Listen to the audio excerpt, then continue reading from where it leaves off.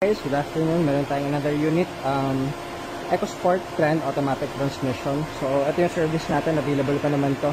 Wala pa tayong ginawa dito, any refresh na ginawa. So, service muna natin at ito ang available din sa shop, nandun sa harap. And, red color Trend Automatic. So, tingnan natin kung mauwi.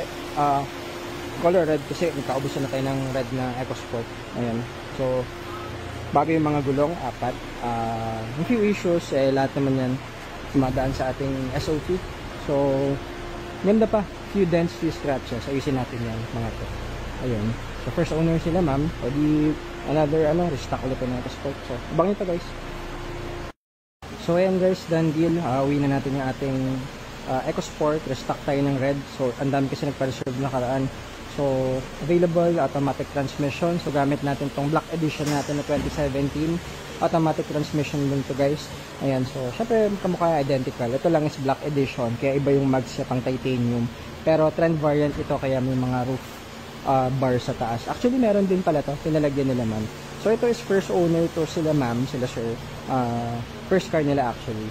Meron na silang take-up, so, hindi na daw wise para mag-maintain nga naman ng dalawang kotse. So, syempre, dadaan naman to sa ating full SOP, full refresh na unit.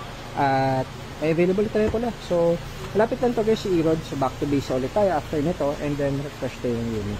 Ayan. So, new stock ulit. Color red. Red candy. Available to, guys. Abangan sa shop.